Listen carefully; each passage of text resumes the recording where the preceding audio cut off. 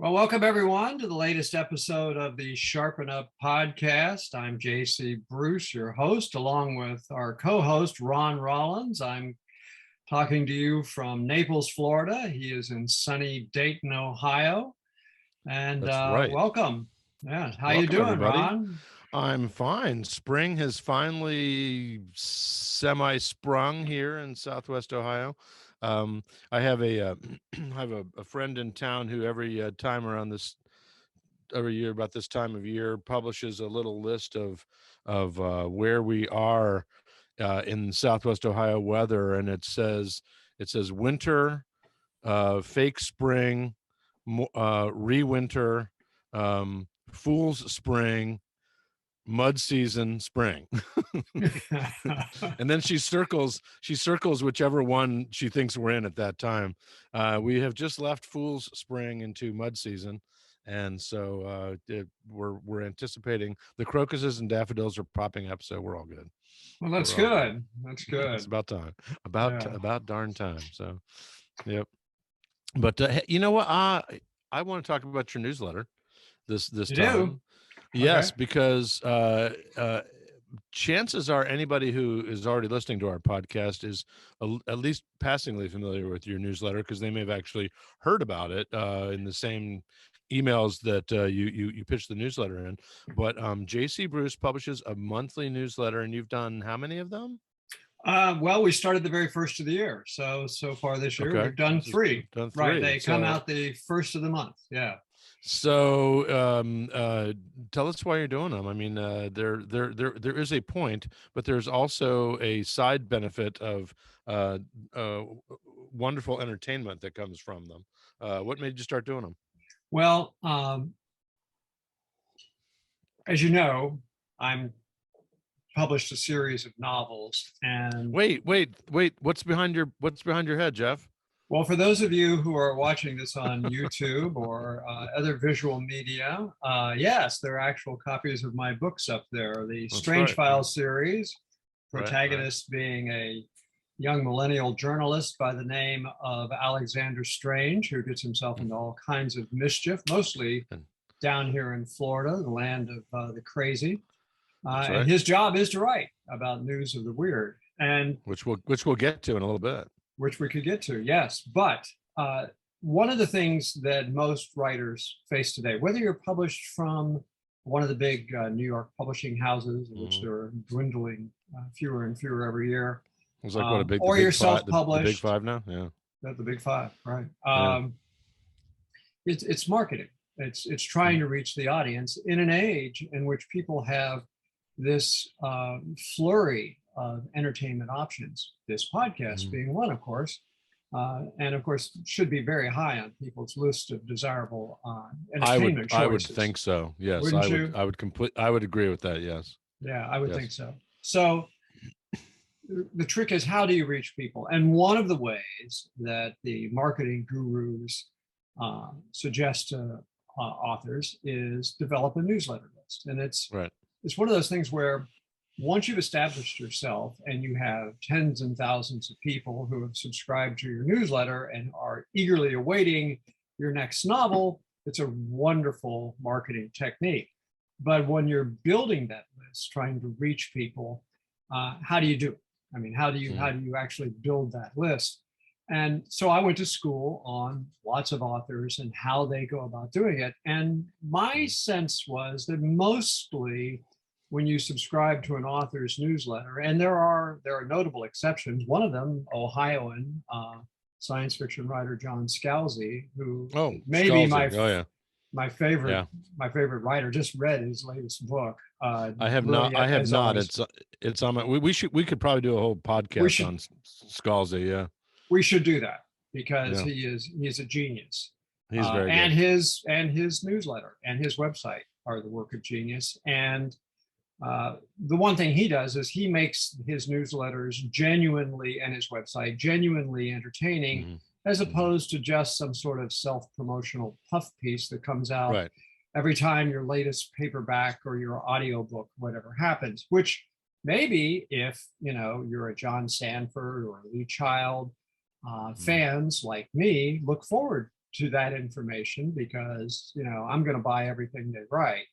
But if you're trying to develop a following, how do you lure people in? How do you make it interesting? I used to have a publisher. He used to be the editor of the Dayton Daily News, I think before you got there, but you can correct me if I'm wrong, by the name of Jim Fain.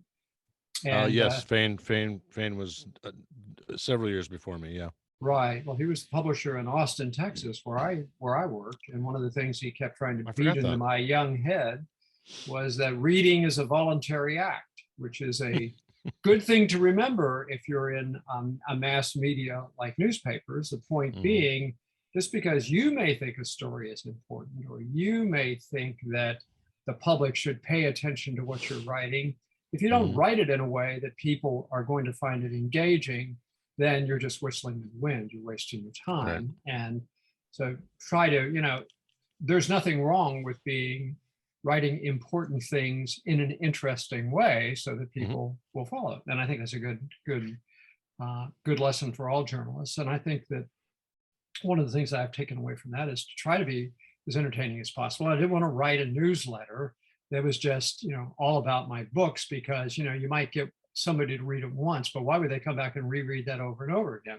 Right. So I wanted to make it interesting. And so I hit upon the idea that since my protagonist, Alexander Strange, spends his time writing about news of the weird, maybe we should capture some of that, some of the oddities of life, and maybe put it in a timely basis, publish it the first of every month. And that's what the newsletter is. It tries to capture everything that's going to be taking place that we know about, carefully curated to make it, the most interesting stuff in the month ahead. So the beginning of March, or the most weird stuff, right? Or the most weird stuff, right? So and I want it to be useful. So just in case you didn't know it, when the February newsletter came out, it's the month that contains Valentine's Day, and that's something you don't want to forget. And right. And just in case you didn't remember, the month of March is chock-a-block full of interesting things like the NCAA basketball tournaments, St. Patrick's Day, etc. Well, that's all the stuff that, we all pretty much have top of mind. But there are other interesting things, like it was in the month of March that the Salem Witch Trials began. Which I had forgotten until I saw it in the newsletter. That's cool. Remind people of the Salem Witch Trials. Well, I can quote from the newsletter. I have it on my phone here. March 1st, 1692, the Salem Witch Trials began. And by the end of this insanity, quoting from the newsletter, 19 people had been hanged, another 5 died in prison, and 2 dogs had been put to death. Just showing that, ironically, it's also National Puppy Month, I believe, you note later in the newsletter. But, or is it National Puppy Day, I'm sorry, is March 23rd. Coinciding perhaps uncomfortably with the 2 dead dogs in this in the Salem witch madness. Yeah. But yes. But the Salem. Have you been to Salem?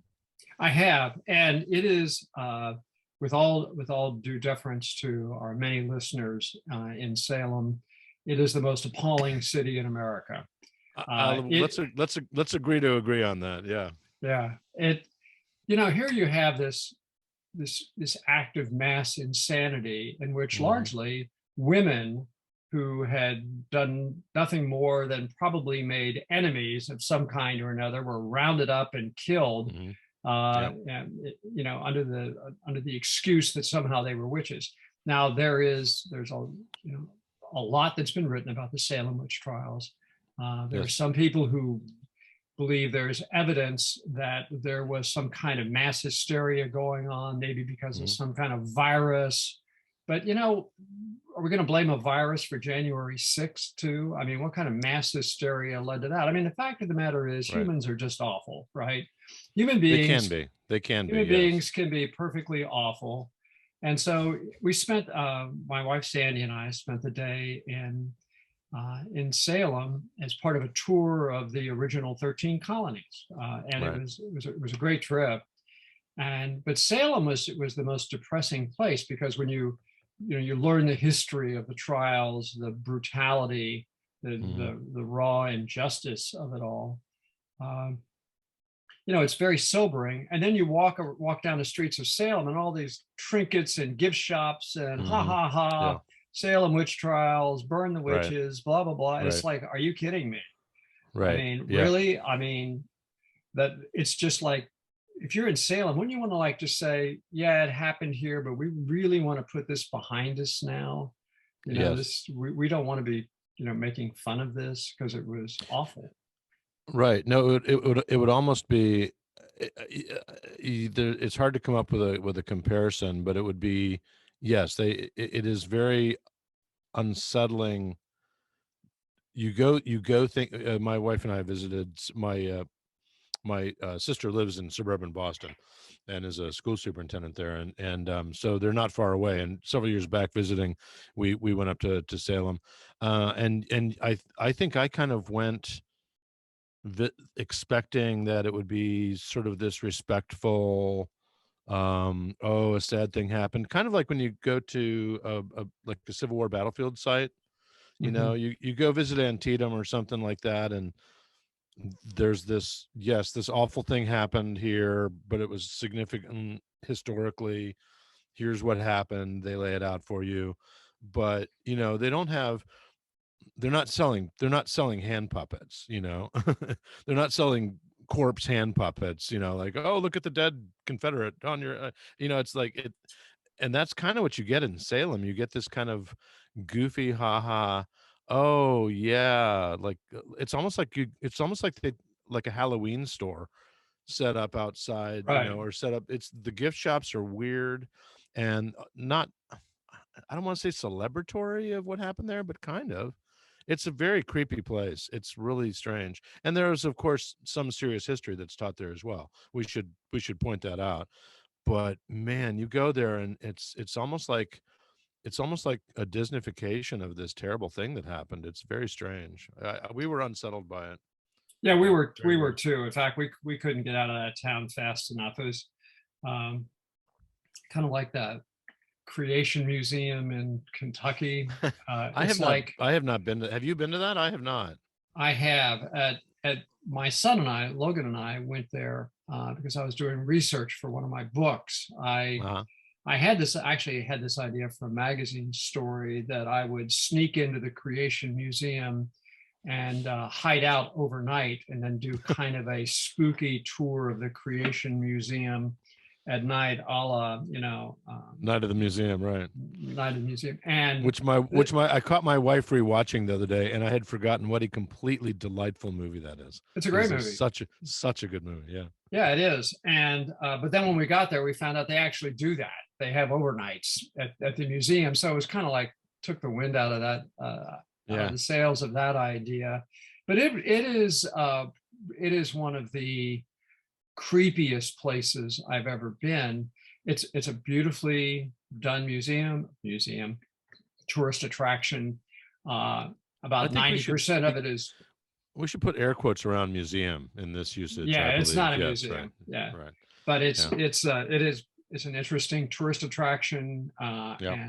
and about 90% of it is beautifully curated, and then they twist everything. It's like, they want to push the idea that the Earth is, what is it, 6,000 years old and I change. believe the biblical interpretation is like, yeah, 6,000 years or something like that. Yeah, And so there was some theologian back in the 17 or 1800s who actually went back and calculated it. It comes up famously, the biblical age of the universe comes up in Inherit the Wind. Remember the Clarence Darrow monkey trial right, movie? right. Because the Clarence Darrow gets the William Jennings Bryan character on the stand, and they makes him talk about how how old the world is biblically, and that's where he starts to tear him apart. And if you haven't seen that movie, it's a classic. It's probably on Turner Classic Movies somewhere, It's yeah, an amazing movie. yeah. And We've well, gone we've gone far afield now. Yeah. yeah, what they do at the museum is they acknowledge the dispute over the age of the Earth, and they say, they have a little plaque. I took a photo of it, and I think I even Of course you paraphrased did. from it in one Of of my course you novels. did. It fundamentally says, well, where scientists got it wrong is the Earth is really only 6,000 years old, and Right, scientists right. have been fooled because what they Silly don't scientists. understand is that when they use all this radioactive dating, carbon dating, they I don't know. understand that the rate of radioactive decay has accelerated over the years, and so their Oh, math is wrong. What's well, the evidence of the acceleration of radioactive decay that would make the Earth only 6,000 years old? Well, don't trouble yourself with that. Just right, take their word right, for it, because right, once you have once you pre-decide something, then you just cherry pick facts and ideas and work your way right, back to try to right. imagine your point is accurate. It's kind of like, it's kind of like all those children that were being abused in the basement of the pizza Of parlor the in pizzeria, Washington, right, D.C. That right. I poor, hate it when that happens. poor schmuck goes up there with a gun to try to rescue him, only to discover A, there are no children, B, there's no basement. Right. He's just been bamboozled.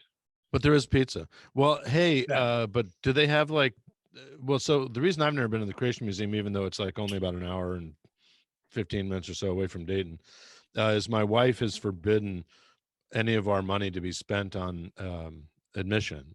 She, which tells you, a little bit about my wife that I hope comes across as well as I wanted to. And yeah, she's like, no, we're not spending any of our. If you can go and get in for free, that's fine. If it and back when before I was retired, she was like, "Your media, see if there's a media pass or something." I'm like, "No, you can't just. I'm not going to write about it, so you can't claim to be media and just like walk in the door if there's no Yeah. legitimate use of the visit." She's like, "Well, yeah, okay, well." So I have never been. Is it true that there are like dioramas of human cave people riding dinosaurs and taming Yes. dinosaurs and stuff? Oh, Oh really? yeah, yeah, yeah. There's this wonderful set where I guess it's Adam and Eve are frolicking next to a velociraptor. It's like really. Oh, and there's Nice. an explanation for that too. But dinosaurs were all vegetarians back then. So uh, Oh, those sharp teeth. That's okay. just because bark is so tough or something. I don't know. But Okay. it is after about a day of that we thoroughly toured it. I started to feel the walls closing in, and you have all of these adults taking their little children around by the hand and Right. showing them this, and you realize, what this is an indoctrination campaign, that Right. all these little Hmm. kids are getting their little brains warped by Right. this madness. And I had to get out of there. I told my son Logan, I says, I got to go. I'm starting to lose it. This place is starting to totally creep me out. Did It, you have the sense that any of your fellow travelers were skeptics, like you and your son, or could you tell from any No, of the way that we felt like spies behind the Iron Okay. Curtain, about Yeah. to be discovered at any moment and executed. No, it was Yeah. wall to wall true believers who actually do Wow. believe the Earth is only 6,000 years old and the Bible should be interpreted literally, and all the rest. Oh well. Oh It's well. it's very it's very scary, and so you have, you know, we were talking earlier about the Salem witch trials, and you wonder how Right. could people be so crazy? Well, Well, you don't part of have to the look very far to find crazy. well, what's interesting about then as opposed to now is there's a very you mentioned that there are a lot of good books about the Salem witch trials. The best one that I've found, and I will say that visiting Salem, while it was creepy, did cause me to. I mean, I read a fair amount of history anyway, not as much as I'd like to, maybe because I'm more of a fiction reader, as you know. But I do read a fair amount, and I like history, and it did encourage me to want to know more about what I had visited and what I had seen. And there is an excellent book called The Witches that came out, I want to say about 7 or 8 years ago by a writer named Stacy Schiff, Mhm. who's really good. And what that book does is remind you. The book opens. I'd recommend it to anybody just for a general read. And there's a lot of American history around it about the early government and in the colonies and stuff, because the Salem witch trials were so bad that they pulled in like the action from the governor of Massachusetts and everything like Mhm. that, and it became kind of a thing in the state. And so there's you do get an element of politics and what was going on around Salem, the ripple effects of the trials. And one of the points that she makes very elegantly in the book is that in this time and place, um, it wasn't it wasn't just that people read and believed their Bible. It's that the Bible was pretty much the only book most people read, and that there people in that time and place actually lived in a world in which they truly believed in things that we consider to be monster movie stuff now. Like, there were ghosts, there really was a heaven, there really was a hell. These things were undeniable. You know, they this was the world, that the construct in which they lived, so that there actually were witches. They really, they weren't just like making this stuff up as they went along. They were seeing things in people that they believed were actually, like the sky being blue. It's like, well, of course there are witches, they're all around. You just have to be able to know who they are, which is a mindset that's kind of today hard to get your head around, you know. She opens the book very coolly with um, one of the accused witches flying around at midnight on a broomstick, to kind of get you as though it was really happening, Mhm. and to get you kind of in the out of your modern mindset of like, well, this is foolishness. Like, no, no, no, no, no, this is, they really believed this stuff was going on, and that it was very real to them, um, which you kind of forget. You know, Yeah. it's one of the problems with writing historical fiction.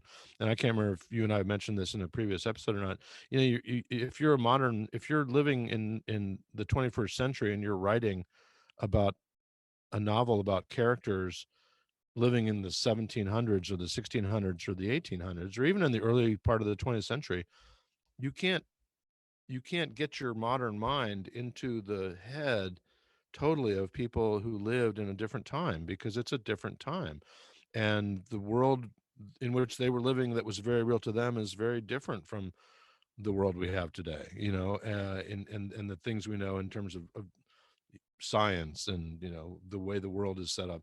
They It's impossible, and you find that modern mindset creeping into the thinking and motivations and actions and the dialogue of characters that the author would hope would be coming across as of their time. And it's impossible, I think, very difficult for most authors to even get there, which is Right. actually And stops me on a lot of historical fiction. If I feel like I'm enjoying the book, okay, but then I am dragged if I catch an anachronism or something where I'm like, these people would not have thought that way. It stops me in my tracks, and I'll stop the book often. It mhm. happens a lot. Yeah. Well, and it's a perfect example of how we are all creatures of our environment, including our Mhm. information environment. I mean, even as Yep. we're doing this podcast over in Russia, the average person on the street in Moscow's sense of what's happening in Ukraine right now Right. is vastly different than our sense of what's going on because of the Right. information they receive. Mhm. And we're all shaped and subject to, and in a sense victimized uh, by those sensory inputs, Mhm. Mhm. and who knows, 100 years from now, people may look back at this time and say, wow, their whole sense of what the world really was so off base, and because they simply didn't have the information uh, that we have now. Who knows? If well, it's funny, back to your newsletter, you start out with a very a fun meme, um, that's Star Trek based, and I'll mention why I am harkening back to that. Yeah, and I'm going to explain it for anybody that is listening in. It's very simple. Kirk and Spock are standing on the bridge, and Kirk says to Spock, how are you always so calm?" And Spock says, "Because I don't argue with stupid people. I just cut it short and say you're right." And Kirk goes, "That's completely ridiculous." And Spock says, "You're right." So, um, I the reason I mentioned Star Trek is because, you know, Star Trek was a recurrent theme in that show back in the 60s, was something you just touched on about how people in the how will the future look back on us, you Hmm. know. Right. And there was a lot of time travel in that show, where there were numerous episodes where they ended up back in the 20th century, and were alarmed at at how primitive and everything was, and how horrible it was, and how ignorant and ridiculous people were back in those times. I think they end up back in Nazi Germany in one episode, as I recall. And there's a lot of times where Bones is tasked with trying to use the technology of the 20th century to do his work, and he's like, oh my god, they cut people up with It's so knives and sewed them barbaric. back together with thread. It was so barbaric, right? And that was it was a kind of recurrent theme in that show that really kind of made it more thoughtful than just being, the usual space opera stuff. But yeah, I'm Star Trek, miss it. Well, Oh, well. if you do, I don't know. I've just finished the latest season of Star Trek Discovery, which if you haven't Oh, watched it, I I have highly not yet. recommend it. Yeah, it's 4 seasons in now, and it's really outstanding. Okay, But cool. there's It's on my also a list. reboot of The Adventures of Jean-Luc Picard, and the Which I've second seen advertised. season. Yeah. Yeah, well, the second season of Picard has just started, and in the episode just that I just finished, they refer to James Tiberius Kirk and how he was able to travel through time by doing a slingshot maneuver around a sun in which he accelerated the Enterprise to such speeds that it would go back in time. And they replicated Kirk's experiment to go back in time. And now here they are in 2024 trying to keep the universe glued together. So that is iconic. The whole, as what you were saying is it's an iconic, um, well, it's part of our culture. And Absolutely. you're right. One of the things that characterize Star Trek, I think, is this sense of optimism about the future, a time where Yeah. people Right. don't need money, a Right. time where there's this sense of equality, this sense of, well, the prime directive: don't go around Hmm. interfering in other Right. people's planets. In other Right. words, don't colonize them. Right. Right. Go say hello and see if we can, be Right. nice to one another. A very utopian kind of view of what the future could be. Right. Uh, And the Federation being a kind of a United Nations yeah, type, sort of a dreamy UN that actually accomplished something and did what it was supposed to do. yeah. I didn't mean that as a slam on the UN. I'm a fan, but I mean, it can't do a lot of the things that it was set up to do because of the way it's set up. And yeah, the Federation was kind of like, well, everything's wonderful. But it's interesting too, though, because if you think about what followed it, in terms of the space opera that was most popular in the decade after Star Trek, which was like from 66 to 69 or 68. It was not very long lasting in its original incarnation with Shatner and those guys. It's hard to forget that, or it's hard to remember that it was actually not that popular when it was on TV in the Right. 60s. It only lasted like 2.5 seasons. And then what came after it was Star Wars, which is anything but a positive interpretation uh on how nice people can be. I mean, it's the exact opposite. It's the dark side is in charge and winning, and it's a revolution against that. And terrible things happen, and Darth Vader's powerful, and right. I mean, the Death Star would never have made an appearance in Star Trek. And you've got this maybe that's the difference between the 60s and the 70s. I don't know that. In terms of the decades, maybe in the 60s you could find hope, looking into the future, landing on the moon and all that stuff. There's plenty of stuff that happened in the 60s. Obviously it was not optimistic, but by the 70s, different decade, people are like, yeah, the 60s didn't work out very well. Everything's Yeah. gone to hell, and now look at the universe, and you get Star Wars. I don't know, never thought We about could it have that way, but they're cast completely Vladimir opposite. Putin as Vladimir Putin as Darth Vader. Only he's going to have to be kind of a short Darth Vader, right? A Yeah, short Darth that's Vader who stages phony judo events to look good. that's true. So I there's so much. I find, I will say this: the stuff that I have been reading about the war, I have been reading less about the, and anybody that's stumbled into this knows that we both our ex-journalists who, read too much news in our retirement. Um, the stuff that I find myself mostly being drawn to uh, around the Ukrainian war is not the tactics on the ground and the actual who's shooting at what lately, because I understand that changes by the minute, and I get a general sense for how it's going.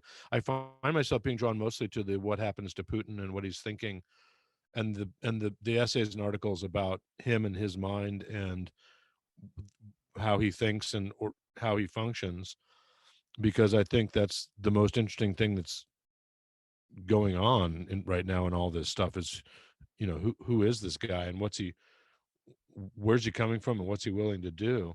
um the For one of our book groups there, for one of the book groups we're in, and I just cracked the book the other night, and I'm only a few pages in. There's a good book by Fiona Hill, who is a Kremlinologist and Russian expert and journalist, called Mr. Putin, operative in the Kremlin, and it's basically a psychological study of who this guy is.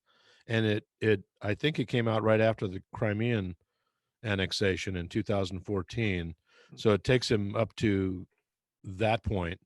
And our book group is reading it for April with the anticipation that this is all still going to be in the news and worth discussing then. um it's Yeah, but I Have mean, you we had a haven't. chance Yeah, we have you have had yet. Go ahead. I'm sorry. have you had a chance to get with the book at all? No, no, I've been too Yeah. wrapped up in John Scalzi. I'm going to have to actually get serious now and do that. But everything I read in the Times and the Washington Post and others is this scary profile of a guy who, always had sort of this Napoleonic complex. Yep. Who, over the Yep. past 2 years, because he's such a germaphobe, has fundamentally lived in isolation, and it's this portrait of someone who's gone out of their minds. Yep. And it is very frightening when you consider, the nuclear weapons that he has at his disposal. You know, the mutually assured destruction is built upon the idea that people will be sane enough not to do that. Right. What's even the slightest bit sane about what's going on in Ukraine right now? I mean, what does victory look like for him at the rate this is going? You're going to preside over rubble. I mean, you're going to be a pariah. You're going to kill your economy. What what does winning look like there for Russia? Right. I think that he has stumbled uh, ridiculously badly, Right. and now his back's up against the wall, and that makes him probably the most dangerous person on earth.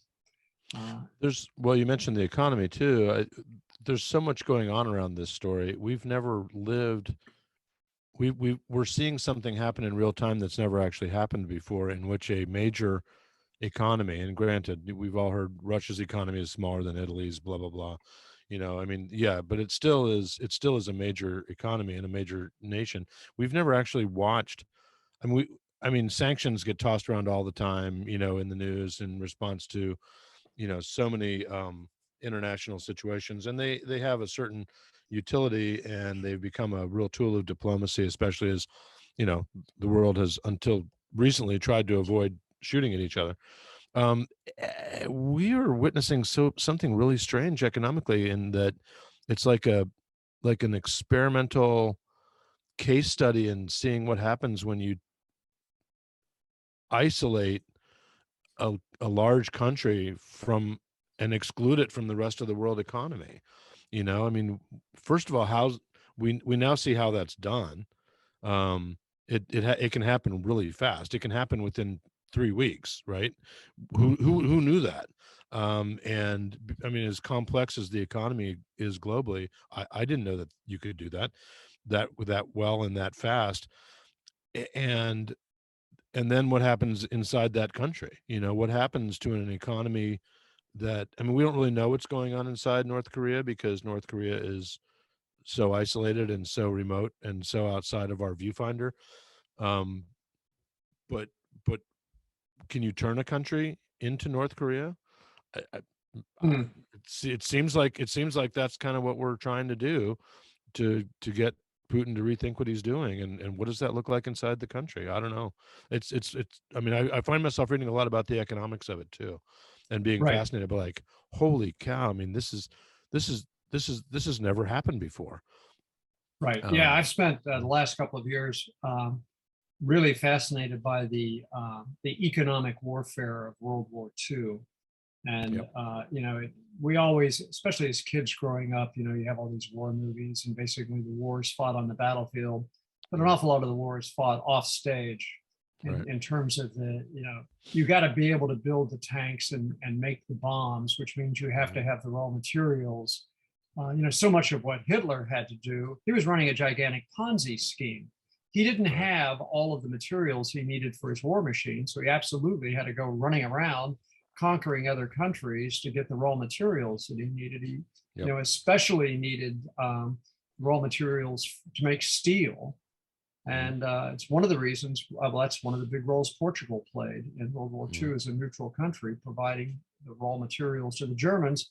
And they wisely did not accept marks. They demanded gold. And so now you have this whole mythology built up around, Right. well, what did Portugal do with all of the Nazi gold at the end of World War II? Right. Uh, that the, Yeah.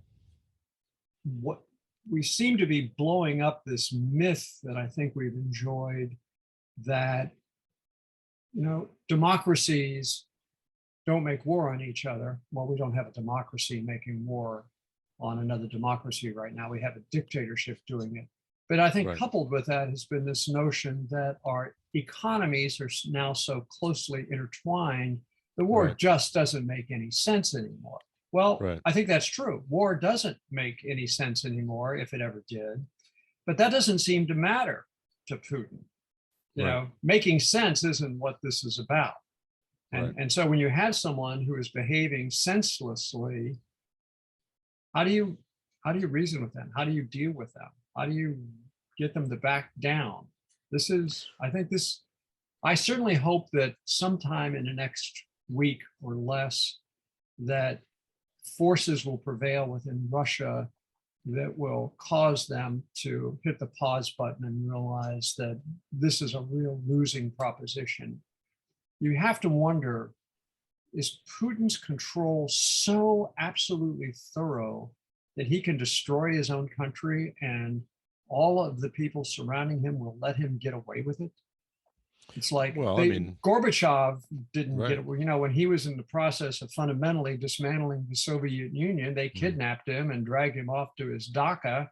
And next thing you know, there were tanks surrounding the Russian parliament. Right. Fortunately for the world, that all collapsed, but the Soviet generals had no hesitancy then to deal with a leader who was, in their view, off the rails. Putin has done a magnificent job of surrounding himself with people who don't dare Right. do that, apparently. And that's Right. really frightening. Well, and two, there's a big difference between, riots in the streets and the toppling of a head of state. I mean, there's a vast distance between those events. And there's been we've had riots in our streets, but they never led to, a leadership change in our at the White House. And you're right. I think, people in this country and in Western Europe are thinking like, well, the Russian people will somehow take care of this. Honestly, I think ironically, it's not going to be the Russian people. It's going to be NATO. Somehow NATO is going to be the organization, ironically, that finds an out for Putin that lets him go like, oh, okay, well, victory, enough victory that we can pull out and declare victory, which is what he needs to be able to do.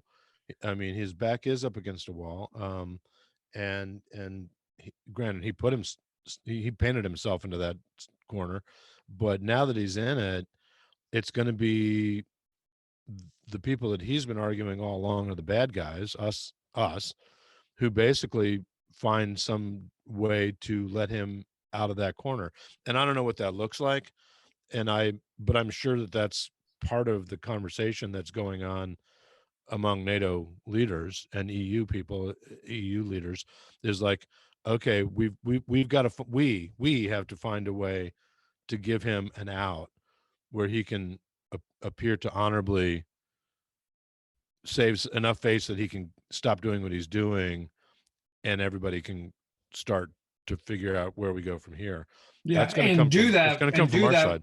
Yeah, and do that Right. without pulling the rug out from under Zelensky and all of the Ukrainians who sacrificed Right. so much to stop it. So that's a Right. tricky proposition. Well, and it's interesting too that Zelensky has never stopped trying to negotiate a way out of this. I mean, he has been right. I mean, Right. ever since it's begun, he has been trying to keep some sort of negotiation channels open and going. You know, I don't think that was happening during, you know, a lot of the major wars of the past. I mean, that's been a persistent theme that he's been trying to to keep going in a path he's tried to keep open. He's turned out to be quite an interesting character. I find myself reading a lot about him too, and he's just an interesting guy. I hope he gets out alive. Yeah, But so do I. I mean, talk about profiles in courage. yep. Yep. So Yeah. If there's not, I would love to see how many biographies of him are already on various journalists' laptops, waiting to being written as quickly as yeah. possible. Back to the book world of book publishing. There's a lot there's a lot of people that are probably working on biographies of that guy just to get it onto the market as fast as possible, because I think people are going to want to read more about him. But So you talked about the Putin book that we are both reading. You know what yeah, we should by do? Fiona Hill. Yeah, Yeah, by Fiona Hill. We should probably make that the topic for our next podcast. You know, which we we probably probably have it should. probably Yep. have it read this week, right? It's a bit of a doorstop of a book. It is thick. It's I will do my best. Let's say Okay. I will have chewed well into it by the time we have our next podcast. Okay. I think that would be a good thing to do. I really do, Yeah, because all right. I mean, obviously the central character in all of this is Putin, and the central theme is, well, once again, you know, Mhm. we've given one person too much power and they've gone nuts with it. I mean, you know, this is Yeah. the story of the human race, right? Power Well, and corrupts. absolutely, and it's a recurrent story. I mean, what's interesting about dictatorships versus democracies to me is that the story of each democracy is a little bit different from the stories of all the other democracies. They evolve differently. There are similarities, of course, but but the story of democracy in the Netherlands is nothing like the story of democracy in the United States, right? I mean, they're different journeys and different tales. Um, all dictatorships pretty much run alike. They all follow the same playbook. There's like one playbook, and Mussolini and Pol Pot and Putin and Hitler and you know, How? yeah, I mean, and Mao. They all follow essentially the same playbook. Castro, you know, I mean, was perhaps slight variations in terms of the level of brutality they're willing to invoke on their own people, but that's usually mostly the only difference. They they follow the exact same play, and it always turns out the way it turns out, which if you're Putin is not something you should feel good about, because a lot of times they end up not among the rest of us Yeah, not living people, you enjoying the know. Right, consequences. not Right. enjoying the consequences, right? So yeah, Yeah. all right, we'll do it. We will chew into that book next time. It is a good book. I've started it, and it moves along pretty well, but he's an interesting guy. That'll be our next one. Well, it's interesting how these conversations tend to drift, but I think I kind of like that. You know, I And think me too. that's, yeah. Well, So there's still plenty of stuff I want to talk about in the newsletter, Jeff. I mean, we're not just going to talk about Putin next time. I want to talk about National Puppy Day on the 23rd. So we can do that. We can do that. Well, let's put that on the agenda for next time. all right, Okay. we'll do it. All All right, right. talk to you soon. Be good. Okay. Take care, Ron. All right, thanks.